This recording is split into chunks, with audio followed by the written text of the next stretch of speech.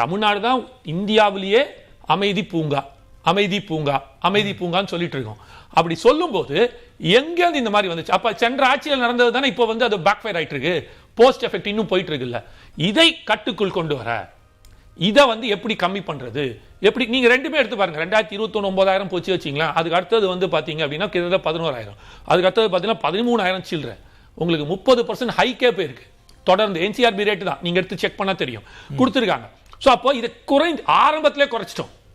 நீங்க கொடுத்ததுல கூட நாங்க என்ன சொல்றோம், 9,000 நீங்க போனீங்க பரவாயில்ல, நாங்க இப்பதான் வந்திருக்கோம், நாங்க வரும்போது பாருங்க நாங்க ஒரு இப்போ 750 இருந்துச்சு, 1000 வந்தா கூட நம்ம அதை சுத்தி காமிச்சு சொல்லலாம். ஆனால் எடுக்கும் நடவடிக்கைகள் மிக தீவிரமாக இருப்பதால் நேர்மையாக இருப்பதால் எந்த ஆளா இருந்தாலும் சரி, whoever it is, யாரா இருந்தாலும் அவர்களுக்கு தயவு தாட்சியமே பார்க்காதீங்க. உங்களோட காவல்துறை உங்க சட்டப்படி உங்க நடவடிக்கை எடுங்கன்னு முதலமைச்சர் ஃப்ரீ ஹேண்ட் கொடுத்ததுனால தான் இந்த அளவுக்கு ரெடியூசிங் ஆகிட்டே வருது. வரும் காலங்களில் இன்னும் கம்மியாகும். அதுதான் நான் சொல்ல வரேன். நீங்க ரொம்ப சிம்பிள், நீங்க நோட் பண்ணி வச்சீங்க. 100வது நாள் நான் பேசுறேன். ஒரு வருஷம் கழிச்சு தாவே காட்சி பேசும்போது முதல் வருஷம் NCRB ரேட் இதே வந்து நேஷனல் கிரைம் கொடுக்குற ரேட்டை நம்ம எடுத்து வச்சுப்போம். அவங்க ரேட் என்ன 9,207. இதுலேருந்து பாதிக்கு பாதி தான் இருக்கும்ன்றதை நான் ஆணித்தரமாக சொல்கிறேன். இது நடக்குதா இல்லையா மட்டும் பாருங்க. இது நான் சொல்றது வந்து வெறும் பெண்களுக்கான, இதில் போக்சோ தனியாக இருக்கு, அதையும் சேர்த்தீங்கன்னா இன்னும் ஜாஸ்தி. இதை இன்னும் நம்ம சொல்ல முடியும். ஒரு டிபார்ட்மெண்ட்லையும் ஒரு விஷயத்திலையும் நம்ம பிரிச்சு காட்டலாம். ஒரு உதாரணத்துக்கு நீங்க எடுத்தீங்கன்னா ஒரு காலேஜ் ஒரு ஸ்கூலுக்கான பர்மிஷனாக இருக்கட்டும், NOC வாங்குறதா இருக்கட்டும், இன்னைக்கு நீங்க மக்கள் கிட்ட போய் கேளுங்க 100 நாள் ஆட்சி எப்படி இருக்கு அப்படின்ட்டுன்னு. ஊழல் நல்லா குறைஞ்சிருக்குங்க, லஞ்சம் வாங்குறது கம்மியாக இருக்குங்க, நம்மளா கொடுத்தா வாங்கிக்கிறாங்க, இல்லைனா இல்லைன்ட்டு போறாங்க, டிமாண்ட் பண்றது இல்லை அப்படின்றாங்க. ஸோ இந்த 100 நாட்கள்ல கிட்டத்தட்ட 1,00,000 கோடி ரூபாய்க்கு மேல மூலதனத்தை உள்ள கொண்டு வராங்க. எங்கேருந்து வரும்? சிங்கிள் விண்டோ சிஸ்டம் எங்க கிட்டேயும் தான் இருந்துச்சு, நாங்களும் தான் அதை வச்சிருந்தோம் சார். அது அடுத்தது சார். நான் வந்து அட்மினிஸ்ட்ரேஷனுக்குள்ள இருக்கிற அந்த டெக்னாலஜியோ அந்த கவர்னிங்ஷிப்போ கேட்கல. நான் கேட்க வருது ஃபர்ஸ்ட் என்னன்னா, ஒரு அரசாங்கம் எப்படி நடக்குது. அட்மினிஸ்ட்ரேஷன் எல்லாருமே கொண்டு வருவாங்க. நாளைக்கு டெக்னாலஜி மாறிட்டே இருக்கும்போது அந்த டெக்னாலஜி அடாப்டேஷன் எல்லா கவர்மெண்ட்டும் பண்ணும். பிரச்சனை அப்ப கிடையாது. 1 மணி நேரம் தான் டெண்டர் ஓப்பன். அந்த டெண்டர்ல யாருக்கு கொடுக்கணுமோ அவங்களுக்கு மட்டும் கோட் பண்ணிட்டு போட வச்சுட்டு டெண்டர் க்ளோஸ் பண்ற மாதிரி இல்ல. இட்ஸ் an ஓப்பன் டெண்டர் கொடுக்குறாங்க. ஒட்டு மொத்தமாக இவங்க தான் வரணும். இத்தனை ஒரு உதாரணத்துக்கு எப்படி வச்சுங்க சார், நான் ஒரு இன்ஜினியர் ஒரு சின்ன MSME ஸ்டார்ட் பண்ணி நடத்துறேன் வச்சுங்க. வேற எங்கேயோ போறணும். இல்ல நீங்க அப்படி கிடையாது, எங்கேயோ போடல, இதெல்லாம் தான் சேருதுன்னு சொல்ல வரேன். நான் ஒரு MSME வச்சிருக்கிறேன், ஒரு சின்ன கம்பெனி ஸ்டார்ட் அப் கம்பெனி நடத்துறேன், எனக்கு வந்து ஒரு இன்ஜினியரிங் டெக்னாலஜில இருக்கேன் அப்படின்ற போது, ஆனால் இதுக்கு நீ வரணும். இந்த கவர்மெண்ட்டுக்கு ஒரு ஆர்டர் வருது, ஒரு கான்ட்ராக்ட் வருதுன்னா மினிமம் இத்தனை கோடி இருந்தா மட்டும்தான் நீ உள்ள சேர முடியும்ன்ற அந்த இது இருந்துச்சுல்ல கிரைட்டீரியா, அதெல்லாம் தூக்கிட்டாங்க. யார் வேணாலும் வாங்க, உங்களுக்கான ஆர்டர் ஒன்னா உங்க கெப்பாசிட்டிக்கு என்னவோ உன்னை வளர்த்துறதுக்கு நாங்கள் என்ன செய்யறோம். அவன் இப்போ அந்த மினிமம் கெப்பாசிட்டிக்கு நான் வரணும், அவங்க கொடுக்குற 1 கோடியோ 5 கோடியோ அது இருந்தா மட்டும்தான் என் கம்பெனி அந்த டார்கெட் ரீச் பண்ற சேல்ஸ் டார்கெட் டர்ன் ஓவர் இருந்தா தான் வரணும்னா இன்னும் எத்தனை வருஷம் ஆகுனே தெரியாது. அப்ப இதெல்லாம் நீங்க எப்படி செய்றீங்க அப்படின்னா, உங்களுக்குள்ள ஒரு கணக்கு வச்சுக்கிட்டு இவர்களுக்கு தான் கொடுக்கணும்ன்ற முன்னாடியே ப்ரீ டிட்டர்மைன்ல பண்றீங்கல்ல.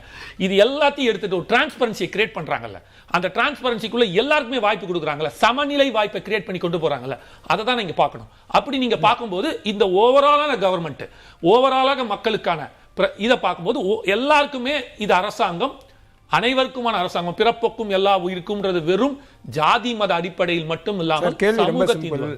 அமுதன் வந்து கோஷ்டி போஸ்டலால கொல்லப்பட்டார் அப்படின்னு பேரவையில் பதிவு பண்றாங்க.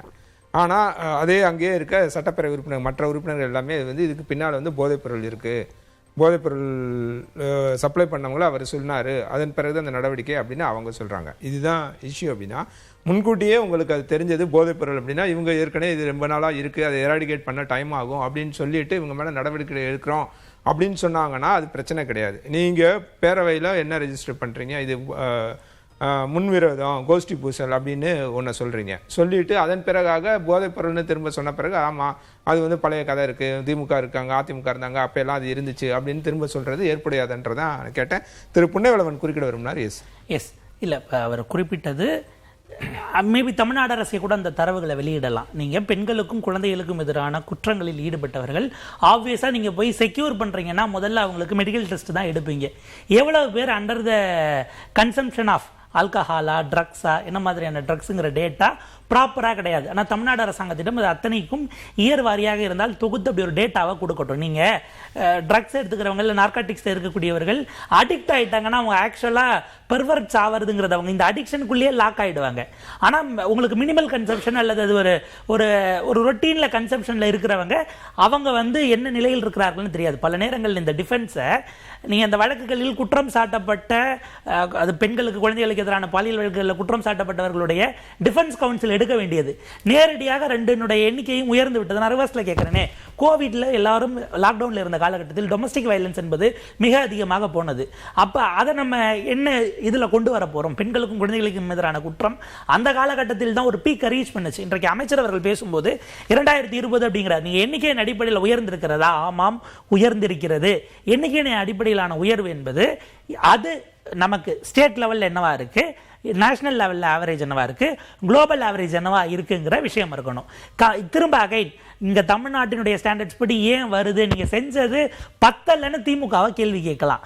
நிச்சயமா கேட்கணும். அது போதல, அது போதாம இருக்கு. இது மாதிரியான விமர்சனங்கள் கடந்த ஆட்சிகள்ல திமுக வந்தப்ப அவங்க சொன்ன வாதம் என்ன அப்படின்னா, மற்ற மாநிலங்களை ஒப்பிடும்போது தமிழ்நாடு மிக பின்னால இருக்கு. இப்போ யூபி இருக்கு, மகாராஷ்டிரா இருக்கு, குஜராத் இருக்கு, இவங்கெல்லாம் வந்து அந்த கிரைம் ரேட்ல டாப்ல இருக்காங்க, நாங்க பின்னால இருக்கோம் அப்படின்னு சொல்லி தான் அவங்க ஜஸ்டிஃபை பண்ணிட்டு. ஆனா உண்மையாவே பாத்தீங்க அப்படின்னா யூபி வந்து கூட தமிழ்நாடு தான் ஜாஸ்தி. ஏன்னா நம்ம டேட்டாஸ் எடுத்தா தான் தெரியும். இல்ல டேட்டா வச்சு தான் நான் சொல்றேன். டேட்டால தான் நான் சொல்றேன். நல்லா செக் பண்ணி பாருங்க. யூபி அத்தனை கோடி மக்கள் வச்சுக்கிட்டு நம்மள விட கிரைம்ல வந்து 23 24 நம்மளோட கம்மியா இருக்கு. நான் டேட்டாக்குள்ள வரேன். NDPS இல்ல இது 2021 னுடைய இவங்க ஆட்சிக்கு வந்த காலகட்டத்தில் 2020க்கான என்சிஆர் டேட்டா கொடுத்தாங்க. தமிழ்நாடு அப்போது நார்காட்டிக்ஸை பொறுத்தவரை 3வது இடத்தில் இருந்தது அப்படிங்கிறது இருக்கு. 2020ங்கிறது இன்னைக்கு அமைச்சர் ஆதவர்ஜுனா அவர்கள் நிர்மல்குமார் அவர்கள் 2020க்கு பிறகுதான் அப்படின்னு ஒரு விஷயத்தை பதிவு பண்ணார். இது 2026 இந்த ஏப்ரல் மாதம் ராஜ்யசபால மத்திய அமைச்சர் கொடுத்திருக்கக்கூடிய டேட்டா 2023 படி 3வது இடத்தில் இருந்த தமிழ்நாடு 4வது இடத்திற்கு போயிருந்தது. அதுல பாத்தீங்கன்னா ஃபர்ஸ்ட் கேரளா, 2வது மகாராஷ்டிரா, 3வது பஞ்சாப், 4வது தமிழ்நாடு. நீங்க வெறும் கேசஸா எண்ணிக்கையில் எடுக்கிறீங்கன்னா டிராஸ்டிக் ப்ரொபோர்ஷன்ல அது உயர்ந்திருக்கிறது. அந்த ப்ரொபோர்ஷன் என்பது கம்பேரிட்டிவ்லி மற்ற ஸ்டேட்ஸ்ங்கிற இடத்துல தான் அவங்க ஹோல்டு பண்ணிக்கிட்டாங்க. நீங்க அதையும் தடுத்திருக்க வேண்டுமா? உங்களுக்கு பொறுப்பு இருக்கிறதா என்றால் நிச்சயமாக பொறுப்பு இருக்கிறது. ஆனால் இந்த கம்பாரிசனுக்குள்ள எங்க வந்தாங்க? இன்றைக்கு அதே போல அமைச்சர் மதுவிலக்கு மற்றும் ஆயத்தீர்வைத்துறை அமைச்சர் பேசும்பொழுது அம்மையார் காலத்துல இருந்து கொடுக்குறாங்க அப்படிங்கிற ஒரு விஷயத்தை பதிவு பண்ணாரு. இதே சட்டமன்றத்தில் இவருக்கு முன்பாக மதுவிலக்கு மற்றும் ஆயத்தீர்வை அமைச்சராக கடந்த ஆட்சியில் இருந்தவர்கள் சட்டமன்றத்தில் மானிய கோரிக்கை தேதி 9/5/2022 நடந்த அன்றைக்கு தான் சமூகத்தில் போதைப் பொருளை ஒழிக்க கடுமையாக உண்மையாக உழைக்கும் அதிகாரிகள் காவலர்களை ஊக்குவிப்பதற்கு முதலமைச்சரின் பதக்கம் புதிதாக வழங்கப்படும் அறிவிப்பே 2022 சட்டமன்றத்தில் மானிய கோரிக்கையில் வந்தது. இந்த செய்தி வெளியீடுங்கிறது DIPR மூலமாக அன்றைக்கு அதிகாரப்பூர்வமா வந்தது. அதுக்கான அரசாணை 3/8/2022 கொடுக்குறாங்க. அதற்கு முன்பாக காவலர் பதக்கம் இருந்திருக்கு. இதுல குறிப்பிட்டு இதுல முதல் முறையா ஸ்பெஷல் அவார்டு வாங்கினது யாருன்னா இன்றைக்கு மாண்புமிகு முதலமைச்சரால் IG இன்டெலிஜென்ஸாக போடப்பட்டிருக்கக்கூடிய அஸ்ரா கார்கா அவர்களுக்கு சிறப்பு விருது 5 பேருக்கு கொடுத்தாங்க. இதுல 2022 இருந்து திமுக பீரியட்ல சொத்துக்களை பறிமுதல் செய்வது அப்படிங்கிற ஒரு விஷயத்தை கீனா அவங்க செய்ய ஆரம்பிச்சாங்க. 2022 டேட்டா மட்டும் EBCID enforcement bureau CID data படி 10,655 நார்காட்டிக்ஸ் கேசஸ் பதிவு பண்ணியிருக்காங்க. அந்த ஒரு ஆண்டுல மட்டும் கைது செய்யப்பட்டவர்கள் 14,934, 3,700 வங்கி கணக்குகள் முடக்கப்படுகிறது, 17 கோடி மதிப்பிலான சொத்துக்கள், ஏறத்தாழ 118 குற்றம் சாட்டப்பட்டவர்கள் இந்த போதை பொருளினுடைய சேல்ஸ் மூலமாக அதுல ப்ரொசீட்ஸ்ங்கிற வகையில் 17 கோடி ரூபாய் மதிப்பிலான சொத்துக்கள் முடக்கம். கைப்பற்றப்பட்டதுன்னு பார்த்தா 28 டன் கஞ்சா, 556 கிராம் ஹெராயின், 63,845 மாத்திரைகள், 98 கிலோவுக்கு மற்ற ட்ரக்ஸ் அப்படிங்கிறது கொண்டு வரப்படுகிறது. கன்சப்ஷனா பார்த்தா இந்திய சராசரியை விட நாம் குறைவு.